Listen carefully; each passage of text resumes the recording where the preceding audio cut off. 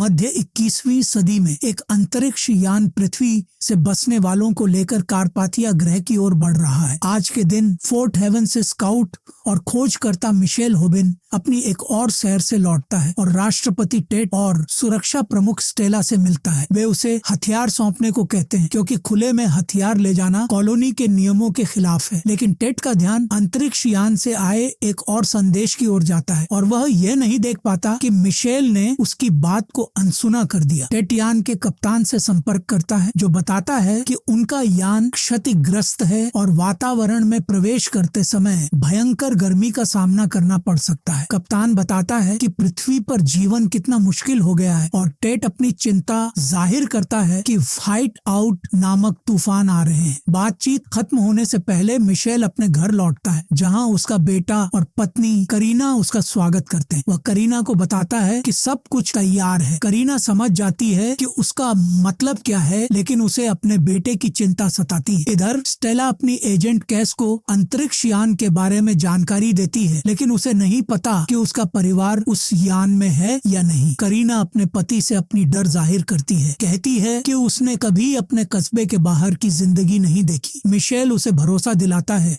कि उसे बाहर की दुनिया और भी पसंद आएगी। अचानक वह करीना से पूछता है कि वह उसे धोखा तो नहीं देगी। करीना के जाने के बाद मिशेल को उसकी चीजों में छिपा हुआ अपना डोजियर मिलता है। उधर करीना और उसकी सहकर्मी फ्लूर मॉर्गन स्थानीय डीजे टिप्पर को एक प्रतिबंधित पदार्थ की डिलीवरी लेते हुए देखती हैं। उसे पकड़ने की कोशिश में व्हाइट आउट तूफान कस्बे पर टूट पड़ता है। फ्लूर भागने में कामयाब हो जाती है जबकि करीना शेल्टर तक नहीं पहुंच पाती। फिर भी वह सुरक्षित रहती है, लेकिन तूफान थमते ही कोई उसे सिर पर मार देता है। उसे मेडिकल बे में ले जाया जाता है और मिशेल की तलाश के लिए एक घोषणा की जाती है। टेट को ग्लानि सताती है क्योंकि उसने ही करीना को मिशेल की जासूसी करने को कहा था। स्टेला उसे याद दिलाती है कि मिशेल ने सब कुछ नष्ट करने की योजना बनाई थी। बाद में टेट अंतरिक्ष यान के यात्रियों को संबोधित करता है, बताता है कि पायनियर्स ने ग्रह का नाम उस जहाज के नाम पर रखा जिसने टाइटैनिक को बचाया था। बसने वाले नहीं जानते थे कि वे जीवित रह पाएंगे या नहीं, लेकिन 10 साल बाद वैज्ञानिकों ने बिजली और भोजन उपलब्ध कराया और स्काउट्स अपने नए घर की खोज कर रहे हैं। अब कार्पाथिया उनकी प्रतीक्षा कर रहा है। इस बीच स्टेला और कैस के बीच बहस होती है। कैस को यकीन नहीं होता कि मिशेल अपनी पत्नी के साथ ऐसा कर सकता है, खासकर जब उसने पानी, औषधीय जड़ी बूटियां ढूंढी और कॉलोनी के लिए इतना कुछ किया। फिर भी फ्लूर एंड कैस स्काउट्स के कमांडर जैक से मिलने जाते हैं, लेकिन वह अपने दोस्त को धोखा देने से इनकार करता है। वह करीना की जासूसी की निंदा करता है। पुलिस के जाने के बाद मिशेल जैक से सप्लाई मांगता है और उसे ग्रुप को झील की ओर ले जाने को कहता है जहां वह उनसे मिलेगा। इधर फ्लूर कैस को करीना के विश्वासघात के बारे में बताती है और सुरक्षा दोगुनी करने का फैसला करती है। यान का कप्तान टेट को यात्री के बारे में बताता है। जूलियस बर्गरर का नाम टेट को चिंतित करता है क्योंकि यह व्यक्ति पृथ्वी पर निकासी कार्यक्रम का नेतृत्व करता था और लोगों पर उसका खासा प्रभाव है। टेट अपने क्वार्टर्स में लौटता है और वहां मिशेल को इंतजार करते पाता है। मिशेल टेट पर अपनी पत्नी को जासूसी के लिए मजबूर करने का आरोप लगाता है। टेट उसे याद दिलाता है कि मिशेल एक तख्ता पलट की साजिश रच रहा था। मिशेल गुस्से में चिल्लाता है कि बाढ़ के बाहर वाले लोग कभी नहीं भूलेंगे कि टेट ने उनके साथ क्या किया। वह कहता है कि टेट ने उन पर दया दिखाई और अब वह उन्हें ज्वाइन करने के लिए जा रहा है। तभी सुरक्षा एजेंट्स ऑफिस में घुसते हैं। मिशेल 2 एजेंट्स को घायल कर भाग निकलता है। टेट कैस को उसे ढूंढने का आदेश देता है। कैस को पता चलता है कि मिशेल अपने बेटे को लेकर फरार हो गया है। जैक अपने दोस्त को पकड़ लेता है और उसे पीछा करने की चेतावनी देता है। वह मिशेल को याद दिलाता है कि उसके लोग अभी तैयार नहीं हैं, लेकिन मिशेल सुनने को तैयार नहीं। वह ग्रुप को झील की ओर ले जाने का आदेश देता है। जैक सुरक्षा मुख्यालय जाता है जबकि फ्लूर और कैस मिशेल का पीछा करते हैं। मिशेल अपने बेटे के साथ झील के पास टेंट लगाता है। टेट स्टेला को मिशेल के बाढ़ के बाहर के लोगों के जिक्र के बारे में बताता है, लेकिन स्टेला इसे मानने से इनकार करती है। उस रात टेट कप्तान से कहता है कि जब पहले बसने वाले कार्पाथिया आए तो उन्हें एक वायरस ने जकड़ लिया। कई लोग मरे जिनमें उसके अपने बच्चे भी शामिल थे।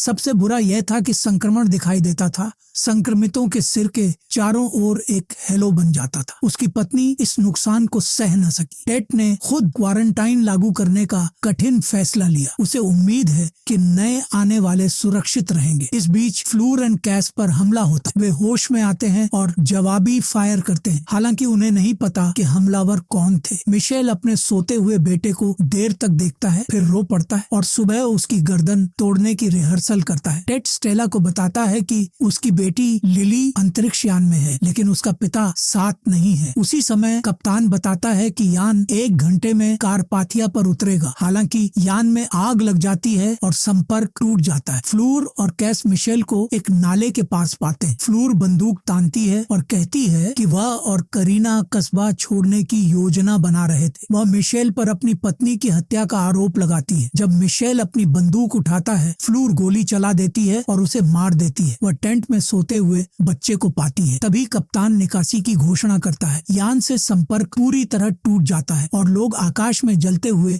शटल्स के निशान देखते हैं। फ्लूर बच्चे को जगाती है और उसे कस्बे में ले जाती है। टेट स्टेला को बताता है कि जूलियस बर्गरर यान में था। स्टेला डर जाती है, ये सोचकर कि अगर वह बच गया तो क्या होगा। बाद में फ्लूर टेट को हमले की सूचना देती है। उसे यकीन है कि हमलावर द्विपाद थे। हालांकि टेट को बचे हुए यात्रियों को ढूंढने की ज्यादा चिंता है। उसी पल एक लड़की जलते हुए शटल से बाहर निकलती है, जहां बाकी सभी मर चुके हैं, लेकिन वह अज्ञात लोगों के हाथों में पड़ जाती है। अन्य यात्री स्काउट्स द्वारा पाए जाते हैं और कस्बे की ओर ले जाए जाते हैं। अज्ञात लोग उस लड़की को एक गुफा में ले जाते हैं और उसे एक नवजात शिशु थमा देते हैं। कहते हैं कि अगर वह बच्चे को ठीक नहीं कर सकती तो वह मर जाएगी। इस बीच कस्बे में जूलियस टेट से मिलता है और कृतज्ञता की प्रार्थना आयोजित करने की अनुमति मांगता है। टेट सहमत होता है, लेकिन इसमें शामिल होने से इनकार करता है। वह स्टेला को रोकता है, जो अपनी बेटी की तलाश में जाना चाहती है, और उसे बाढ़ के बाहर के लोगों की याद दिलाता है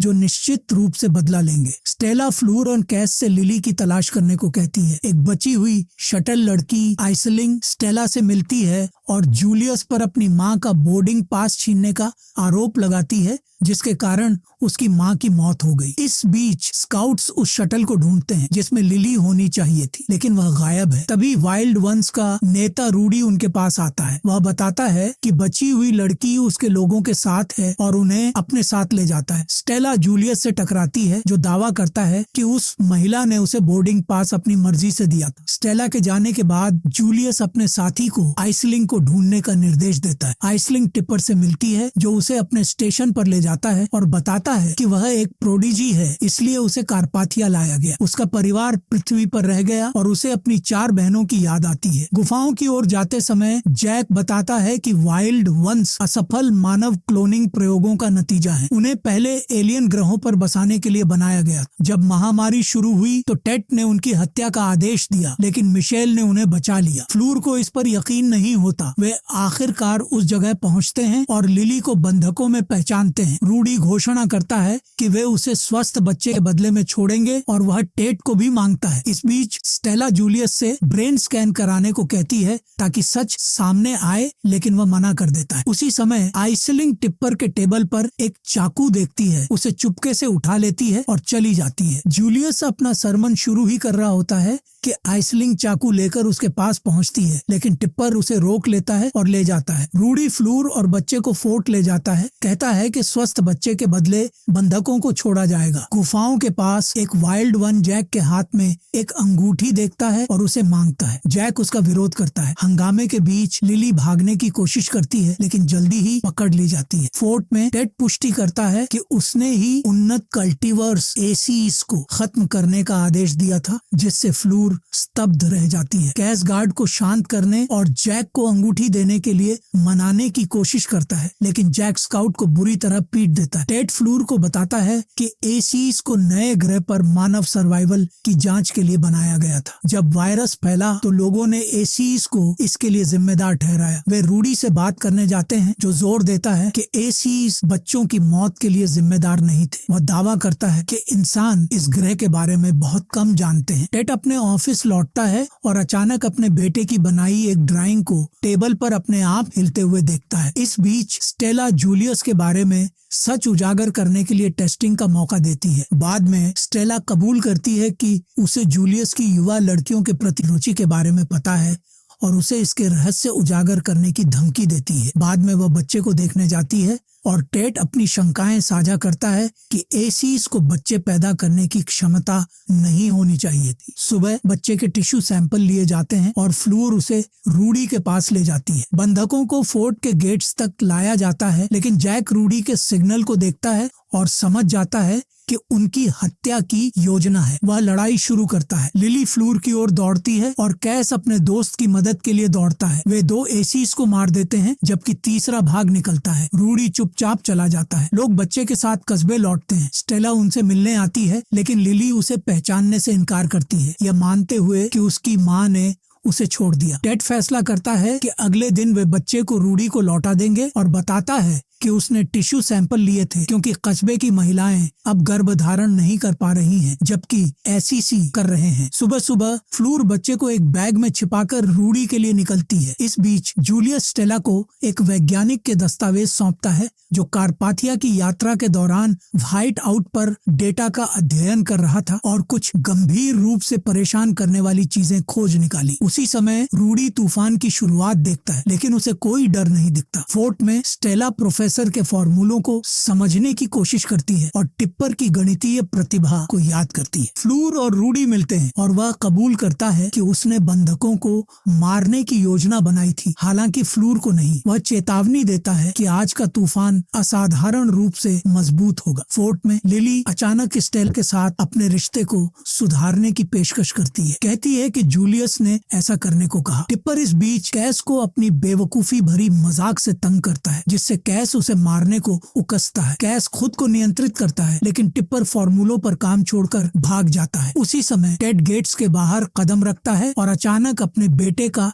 एक मग जमीन पर पड़ा देखता है, हालांकि जैक उस वस्तु को नहीं देख पाता। इस बीच 2 रिपेयरमैन लियोन और ग्रांट रेडियो टावर की जांच के लिए निकलते हैं। जैक टेड और स्टेला को प्रकृति में बदलाव की चेतावनी देता है। उसे यकीन है कि एक बड़ा तूफान आ रहा है और राष्ट्रपति उच्चतम अलर्ट का आदेश देता है। रूडी फ्लूर को फोर्ट तक छोड़ता है और उसे याद दिलाता है कि वह एक फ्लेयर फायर करके उसे बुला सकती है। इस बीच कैस टिप्पर को काम पर लौटने के लिए मनाता है। टिप्पर सहमत होता है, बशर्ते उसे अपनी बहनों से मिलने की इजाजत दी जाए। आश्वासन मिलने पर टिप्पर समीकरणों को डिकोड करता है। यह खुलासा करता है कि यह तूफान अविश्वसनीय रूप से शक्तिशाली होगा। टेट बच्चों और बुजुर्गों को सुरक्षित करने का आदेश देता है, जबकि जूलियस लोगों को संबोधित करने की अनुमति मांगता है। हालांकि राष्ट्रपति पहले बोलता है, सभी को सबसे निर्णायक सावधानी बरतने का आदेश देता है। फ्लूर से मिलने के बाद वह लोगों को के बारे में सूचित करने का वादा करता है। रेडियो टावर पर रिपेयरमैन अपना काम खत्म करते हैं, लेकिन हवा का एक झोंका उपकरण का एक टुकड़ा उड़ा देता है जो ग्रांट को दबा देता है। लियोन उसे आजाद करने की कोशिश करता है, लेकिन असफल रहता है। यह जानकर कि रिपेयरमैन नहीं लौटे, कैस उनकी मदद के लिए दौड़ता है। यहाँ से कहानी और जटिल होती जाती है। टेड को अपने बच्चों की आवाजें सुनाई देती हैं और वह उनसे जाने की गुहार लगाता है। एक बच्चे का हथेली का निशान खिड़की पर दिखता है, लेकिन कमरा खाली है। एक पकड़ा गया एसी सेल में बंद है। बाद में कैस उसे खाना लाता है और वह भूख से खा लेता है। स्टेला टेड से पृथ्वी के पौधों के बीजों के नुकसान की शिकायत करती है। टेड इसकी तुलना लोगों से करता है। उनकी जन्म दर भी गिर रही है, लेकिन एइस ने प्रजनन का रास्ता ढूंढ लिया। वह पकड़े गए एसी से डीएनए सैंपल लेने की योजना बनाता है। उसी पल एसी पहले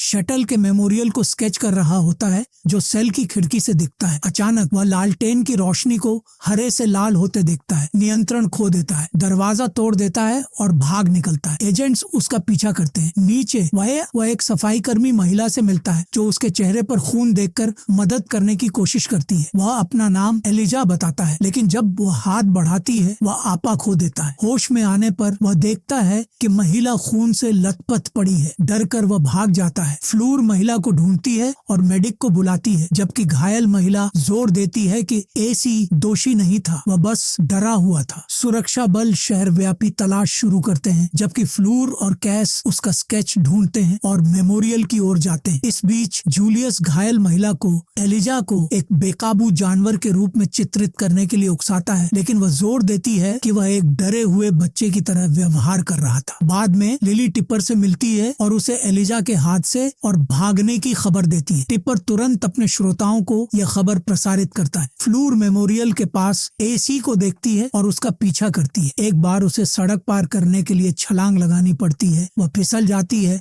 और छत से लटक जाती है, लेकिन एलिजा वापस लौटता है और उसे बचा लेता है। वह उससे फिर से बंद न करने की गुहार लगाता है, क्योंकि इससे उसे असहनीय दर्द होता है। कैस को एहसास होता है कि एलिजा हत्यारा नहीं है। वह फ्लूर की मदद के लिए लौटा। वे उसे एक सुनसान इमारत में छिपाते हैं। एलिजा बताता है कि जब वह बुरा काम करता है तो उसका दिमाग कहीं चला जाता है और यह टेट की गलती है जिन्होंने उस पर प्रयोग किए। जब भी रोशनी लाल हो जाती थी उसे भयानक दर्द होता था। कैस टेट के कागजात में एलिजा का डोजियर ढूंढने का फैसला करता है। वह फ्लूर को एसी के साथ छोड़कर राष्ट्रपति के ऑफिस जाता है, लेकिन बाहर निकलते ही टेट से टकरा जाता है। टेट स्वीकार करता है कि वह एसी को जाने देना नहीं चाहता। लोगों की सुरक्षा उसकी पहली प्राथमिकता है। इस बीच टिपर स्टेला से कबूल करता है कि लिली ने ही उसे एलिजा के बारे में जानकारी दी थी। उसी समय पाइप बिछाने वाले मजदूर जमीन में एक अजीब पत्थर पाते हैं। फ्लूर कैस द्वारा लाए गए फाइल्स पढ़ती है और महसूस करती है कि एलिजा के दिमाग पर प्रयोग किए गए, जिसके कारण वह नियंत्रण खो देता है। उसे रूडी से संपर्क करने का तरीका याद आता है और वह निकल पड़ती है। स्टेला अपनी बेटी से टकराती है जो अपने मकसद बताने से इनकार करती है। स्टेला उसे कुछ समय के लिए अपना घर छोड़ने को कहती है। उस रात कैस एलिजा से पूछता है कि एसी होना कैसा लगता है। एलिजा उसे यकीन दिलाता है कि वे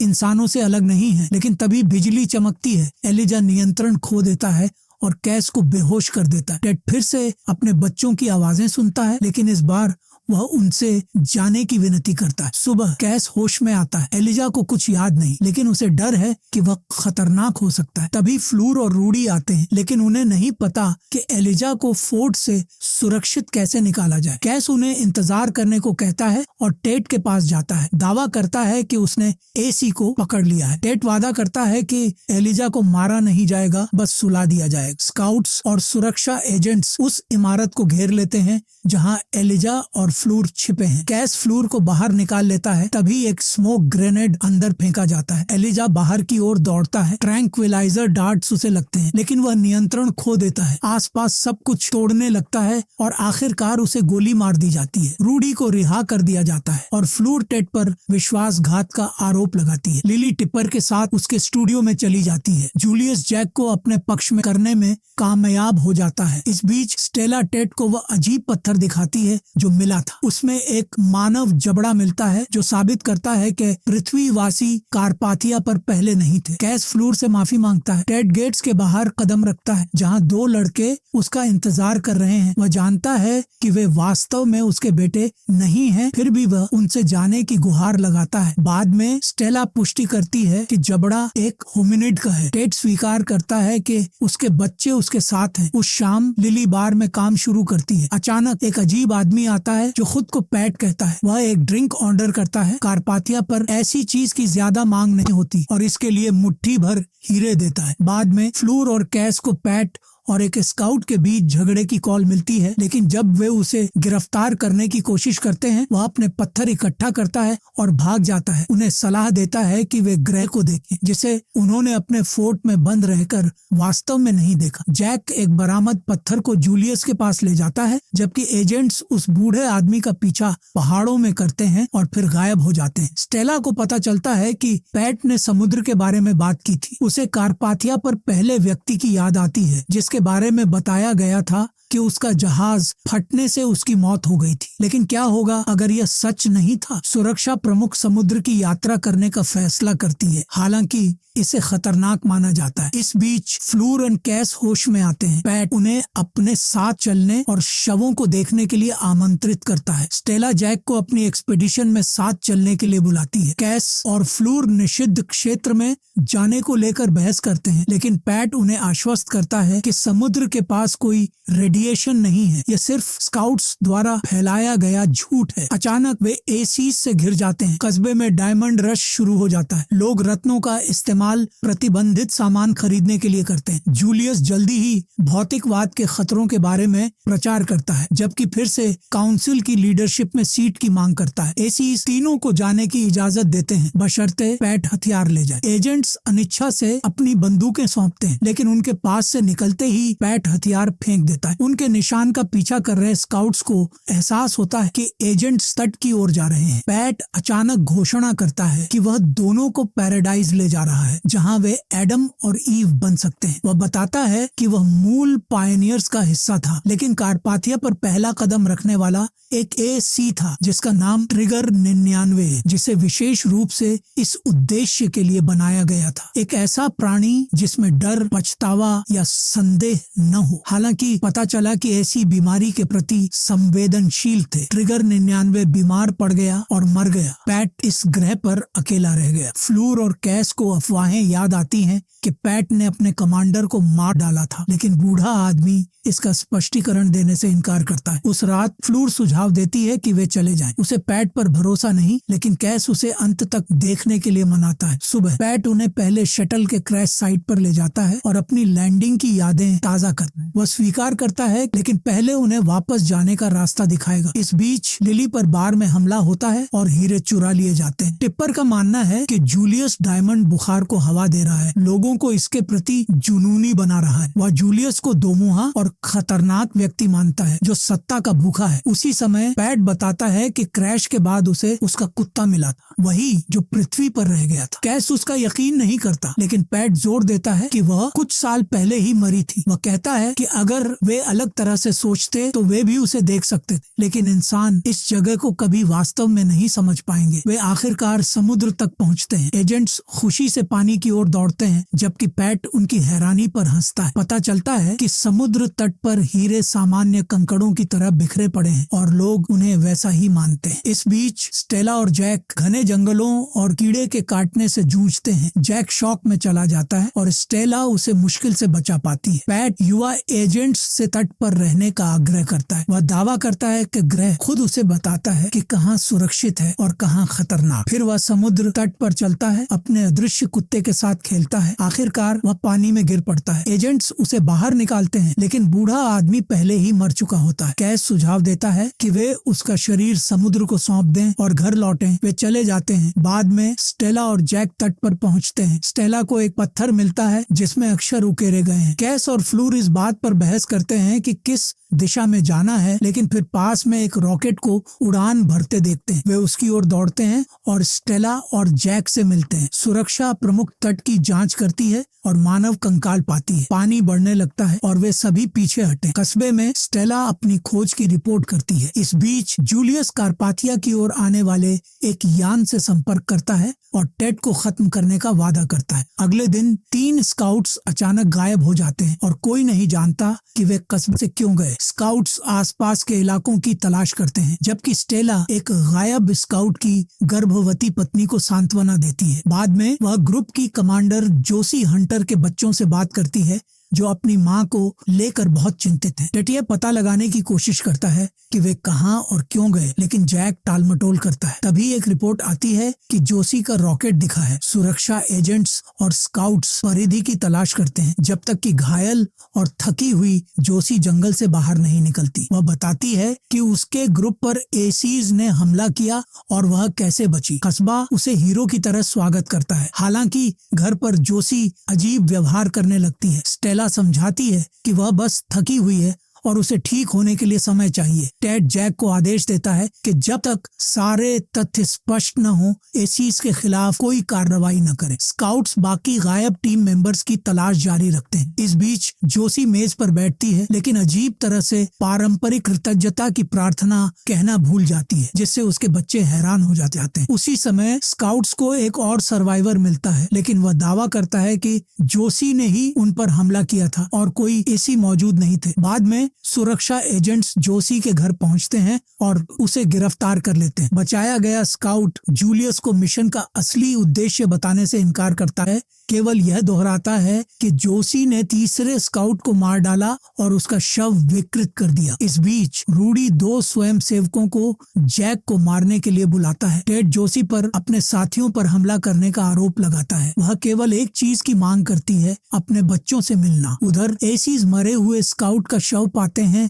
और उसकी गर्भवती पत्नी की तस्वीर देखते हैं। अचानक स्टेला को जोसी के रेडियो से कॉल आता है, जिसमें वह दावा करती है कि वह घायल है और रेगिस्तान में पड़ी है, मदद की गुहार लगा रही है। स्टेला यह टेड को बताती है, लेकिन वह अपनी अजीब विजन्स के बारे में बात करता है और स्वीकार करता है कि उसे अब नहीं पता कि किस पर या किस चीज पर यकीन करना चाहिए। इस बीच एसीज कस्बे में घुसपैठ करते हैं। फ्लूर एंड कैस दूसरी जोसी के सिग्नल्स की जांच करने निकलते हैं, जबकि पहली जोसी, जो अभी हिरासत में है, और भी अजीब व्यवहार करने लगती है। टेड जोसी के बच्चों से पूछताछ करता है और छोटा बेटा अचानक कहता है कि वह महिला उनकी मां नहीं थी, भले ही वह वैसी ही दिखती थी। इस बीच एसीज कस्बे के बिजली सिस्टम्स को तोड़ फोड़ करते हैं। सुरक्षा एजेंट्स कस्बे की बत्तियां बुझते हुए देखते हैं और अनजाने में असली जोसी के पास से कुछ कदम दूर निकल जाते हैं, जो रेगिस्तान में पड़ी है। बिजली की विफलता से फॉल्स जोसी की सेल का इलेक्ट्रिक लॉक खुल जाता है और वह भाग निकलती है। टेट आपातकाल की घोषणा करता है। उसे नहीं पता कि एसी ने जोसी के बच्चों को ढूंढ लिया है। इस बीच असली जोसी को एहसास होता है कि वह केवल खुद पर भरोसा कर सकती है। बिजली की विफलता से प्रसव के दौरान गंभीर जटिलताएं हो जाती हैं। डॉक्टर्स को यह कठिन फैसला लेना पड़ता है कि पहले मां को बचाएं या बच्चे को। एजेंट्स जैक के पास कस्बे की गश्त में मदद करने जाते हैं। कैस एसीज को देखता है और चुपके से जैक को सिग्नल देता है कि दुश्मन कहां छिपे हैं। सही समय पर तीनों गोली चलाते हैं। एक एसी मारा जाता है, दूसरा पकड़ा जाता है। टेट उन्हें जोसी को ढूंढने का आदेश देता है और कैस को पता चलता है कि उसके बच्चे भी गायब हैं। सुबह तक मरे हुए स्काउट का शव फोर्ट में लाया जाता है, जबकि उसकी पत्नी अभी भी अपनी जान के लिए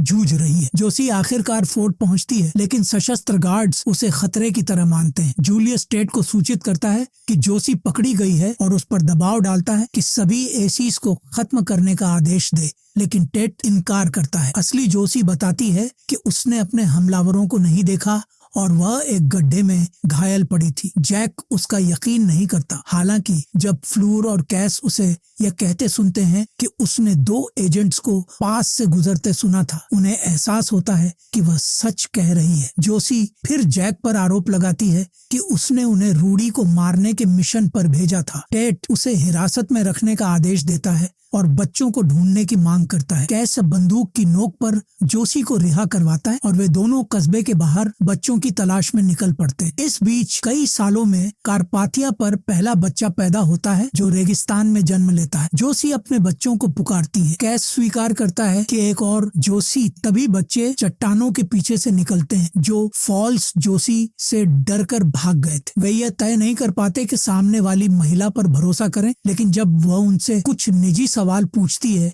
वे उसकी बाहों में दौड़ पड़ते हैं। अचानक जैक का दस्ता जोसी को मारने के इरादे से वहां पहुंचता है। कैस उसकी रक्षा के लिए आगे बढ़ता है। तभी एक चट्टान के पीछे से दूसरी जोसी निकलती है। सशस्त्र लोगों को देखकर फॉल्स जोसी मुड़कर चली जाती है। टेट कैस से इस घटना को गुप्त रखने को कहता है। जूलियस फिर से टेट को एसीज के खिलाफ कार्रवाई के लिए मनाने की कोशिश करता है, लेकिन टेट इनकार करता है। इसलिए जूलियस चुपके से स्पेसशिप सिटी 10 से संपर्क करता है। इस बीच टेट स्टेला से कबूल करता है कि उसे लगता है कि मानवता कारपाथिया पर अकेली नहीं है। अगले दिन जब टेट अपने ऑफिस में दाखिल होता है तो वह खुद को देखता है। टैटू उसे बताता है कि वे इंसानों के बारे में सब कुछ जानते हैं। इंसान कारपाथिया इसलिए आए क्योंकि उनकी धरती मर चुकी थी, लेकिन यह ग्रह पहले से बसा हुआ है। यहाँ इंसानों जैसे प्राणी रहते थे जो विलुप्त हो गए। मानवता का भी यही हश्र होगा। इस बीच कैस को एक अज्ञात प्रेषक से एक नोट मिलता है, जिसमें धमकी दी जाती है कि वे उसके बारे में सब कुछ जानते हैं। ये संदेश उसे गहरे तक परेशान करता है। टेड स्टेला को स्थानीय शक्ति के साथ अपनी बातचीत के बारे में बताता है और वह इस घटना का अध्ययन शुरू करने का सुझाव देती है, लेकिन इसमें समय लगेगा। कैस घर दौड़ता है और अपनी लीगल केस फाइल को चेक करता है जो उसने कोठरी में छिपाई थी। उसी समय स्टेला जोशी की घटना वाले दिन के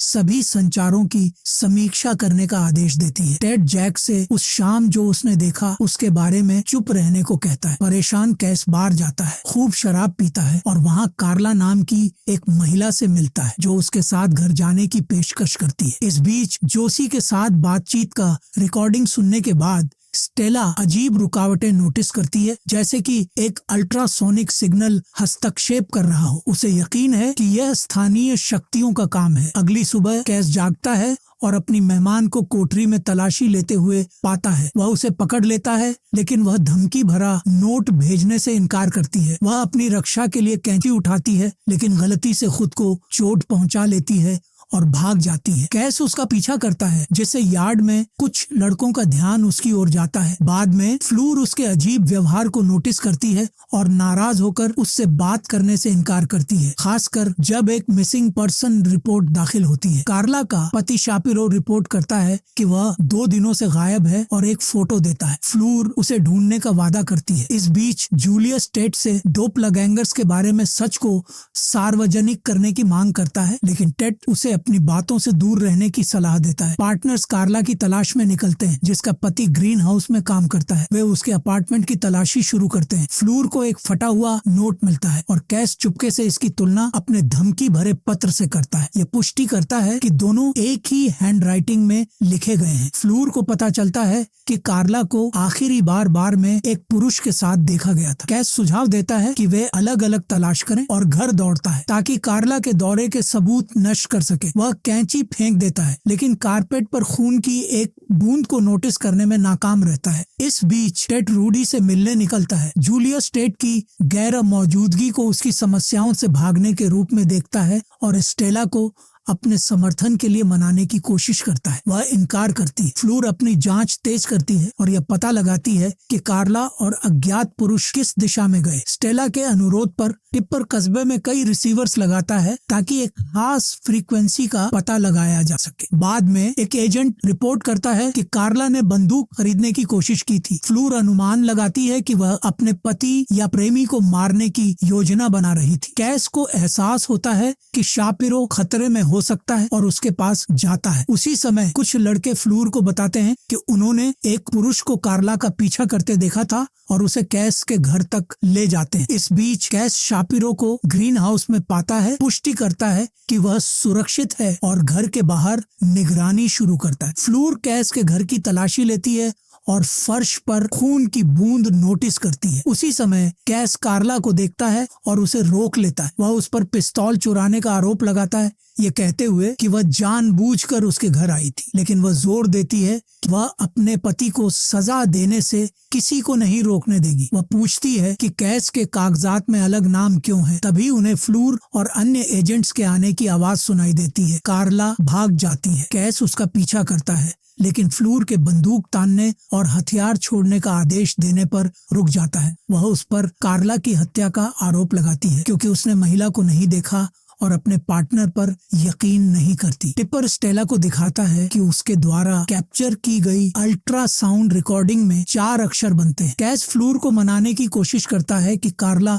अपने पति को मारने की योजना बना रही थी, लेकिन फ्लूर उसका यकीन नहीं करती। उसी समय शापिरो घर लौटता है और कार्ला को बंदूक के साथ इंतजार करते पाता है। वह उससे जाने की भीख मांगती है, लेकिन वह उसे याद दिलाता है कि वह पृथ्वी पर कैसी थी। अपनी मानसिक ताकत से वह उसे अपनी ही कनपटी पर बंदूक तानने के लिए मजबूर करता है। जब उसे पता चलता है कि वह किसी और पुरुष के साथ थी, वह उसे हिंसक रूप से मारता है। बाद में फ्लूर कैस से फिर पूछताछ करती है, लेकिन वह अभी भी उसका यकीन नहीं करती। इस बीच टेड रूडी को बुलाता है, लेकिन अपने बेटों की विजन्स का पीछा करने लगता है। जूलियस एक बार फिर जैक को प्रभावित करने की कोशिश करता है और जैक उसे जोशी के बारे में बताता है। फ्लूर कैस के घर में उसकी पुरानी लीगल केस फाइल ढूंढती है और स्पष्टीकरण की मांग करती है। कैस अपने असली अतीत को उजागर करने से इनकार करता है। बाद में स्टेला शापिरो की डायरी कैस को लाती है और उसे सच बताने के लिए प्रेरित करती है, लेकिन कैस जोर देता है कि उसने हमेशा सच ही कहा है। फ्लूर को सूचित किया जाता है कि कार्ला का नोट मिल गया है। इस बीच कैस डायरी पढ़ता है और अचानक महसूस करता है कि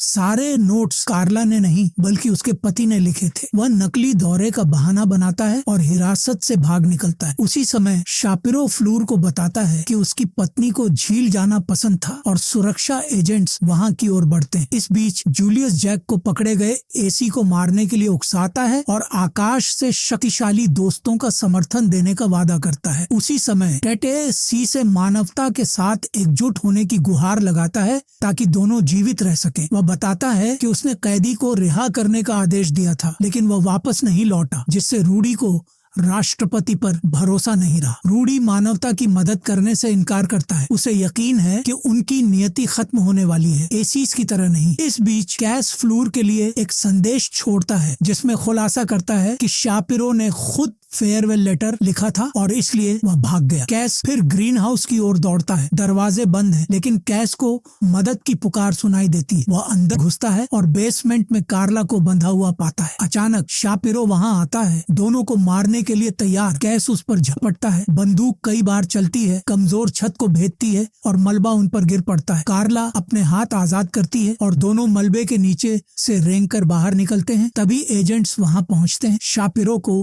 गिरफ्तार कर लिया जाता है। बाद में कैस फ्लूर से कबूल करता है कि टेट ने उसे गवाह संरक्षण में नई जिंदगी दी थी, लेकिन वह यह खुलासा करने से इनकार करता है कि उसने कौन सा अपराध किया था। उस रात जूलियस घोषणा करता है कि कस्बे पर हमला करने वाले एसी को फांसी दे दी गई है, क्योंकि राष्ट्रपति ने कैदी की सुरक्षा की गारंटी नहीं दी थी, इसलिए लोगों को अपराधी को सजा देनी पड़ी। टेट कस्बे में लौटता है और कैस को फ्लूर को सच बताने के लिए प्रेरित करता है। उसे आश्वस्त करता है कि वह समझ जाएगी। कैस उसे नोट दिखाता है, ये महसूस करते हुए कि कोई और उसके बारे में जानता है। वह कोई और जूलियस निकलता है जिसने आने वाले स्पेसशिप से जानकारी हासिल की थी। उसी रात जूलियस को एक निश्चित महिला के बारे में एक डोजियर मिलता है। इस बीच स्टेला रिपोर्ट करती है कि उसने सिग्नल से 4 अक्षर डिकोड किए हैं। अगले दिन टिप्पर एक बीमारी से ग्रस्त हो जाता है जो उस वायरस जैसी है जिसने कारपाथिया के शुरुआती सालों में कई बसने वालों को खत्म कर दिया था। एक बार फिर जूलियस एसीज के उन्मूलन पर जोर देता है, लेकिन टेट साफ इनकार करता है। हालांकि पकड़े गए एसी की पूछताछ करने वाला स्काउट भी बीमार पड़ जाता है। डॉक्टर्स वायरस को C24 नाम देते हैं और यह खतरनाक गति से फैलता है। जूलियस स्पेसशिप से संपर्क करता है और टेट के खिलाफ बीमारी का इस्तेमाल करने की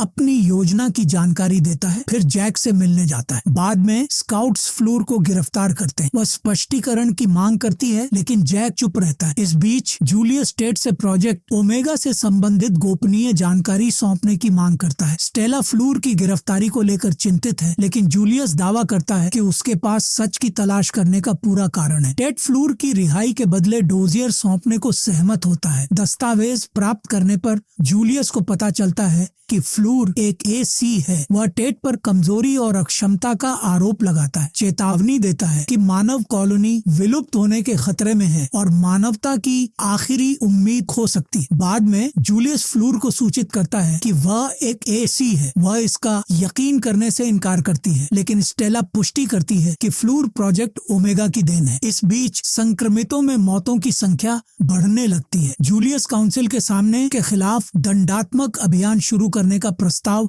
लाने की योजना बनाता है, लेकिन पहले वह फ्लूर की नागरिकता छीनना चाहता है। हालांकि जैक इस कदम के खिलाफ बोलता है। उसी समय कैस फ्लूर को सांत्वना देने की कोशिश करता है। यह समझ नहीं पाता कि वह इतनी टूट क्यों गई है। स्टेला टिप्पर की जांच करती है, जो संकेत देता है कि 4 अक्षर जीनोम की ओर इशारा करते हैं। बाद में लिली अपनी माँ के पास लौटने की इच्छा जाहिर करती है, लेकिन स्टेला अनजाने में खुलासा कर देती है कि कमरा अब भी किसी और के पास है। जूलियस यह सुन लेता है और महसूस करता है कि फ्लूर कहाँ रखी गई है। वह यह जानकारी जैक के साथ साझा करता है और वादा करता है कि काउंसिल सभी एसीज को नष्ट करने की अनुमति देगा। इस बीच टेड फ्लूर से मिलता है और बताता है कि प्रोजेक्ट ओमेगा को बुद्धिमत्ता और संज्ञानात्मक क्षमता बढ़ाने के लिए डिजाइन किया गया था। राष्ट्रपति अनजाने में यह भी खुलासा कर देता है कि उसका कुछ जेनेटिक मटेरियल फ्लूर में है। फ्लूर सड़क पर भागती है और कैस उसका पीछा करता है। वे स्काउट्स की नजरों से बाल बाल बचते हैं। कैस फ्लूर को रेडियो रूम में छिपाता है और टेड के पास वापस दौड़ता है। बाद में कॉलोनी की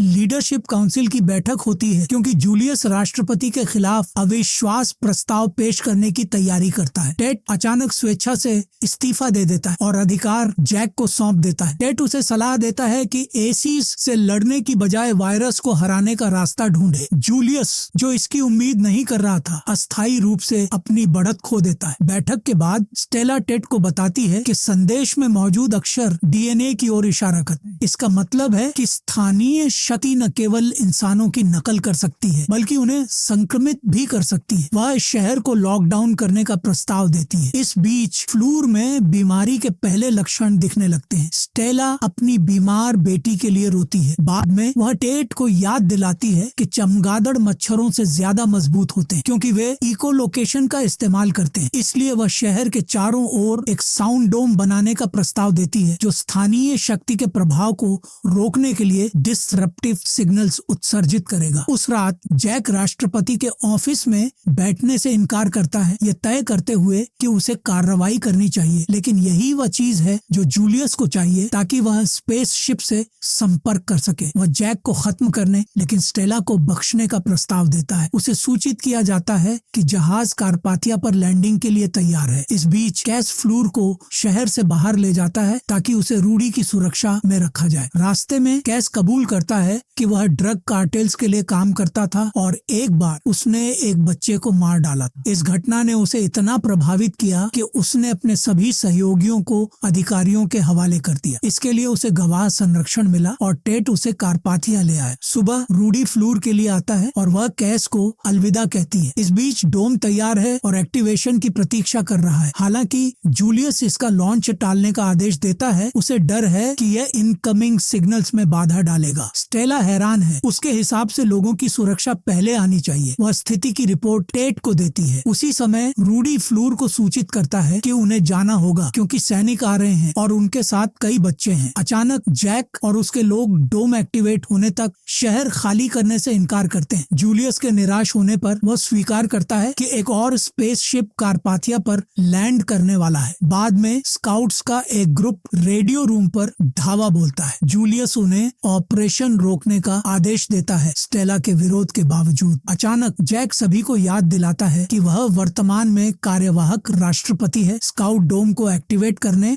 और जूलियस को गिरफ्तार करने का आदेश देता है। फिर अधिकार टेड को वापस सौंप देता है। स्पेसशिप का कारपाथिया से संपर्क फिर से टूट जाता है। टेड को उसकी अपनी छवि में एक एंटिटी द्वारा धमकी दी जाती है लेकिन टेड जवाब देता है कि इंसानों ने प्यार और उम्मीद को संरक्षित किया है और यही उन्हें मजबूत बनाता है। डोम काम करना शुरू कर देता है और लोग बीमारी से ठीक होने लगते हैं। एसीज चले जाते हैं ठीक उसी समय जब स्पेसशिप ग्रह की ओर उतरता है। ये सीरीज साइंस फिक्शन है लेकिन इसमें सीजीआई, चमकदार स्पेशल इफेक्ट्स या ऐसी चीजें कम ही हैं जो कहानी के दिल को ढकते हैं। इसके बजाय यह जीवंत रूप से दिखाती है कि मानव स्वभाव को बदला नहीं जा सकता और हमेशा कोई न कोई होगा जो यह मानता है कि उसे पता है कि समाज को कैसे आकार देना है।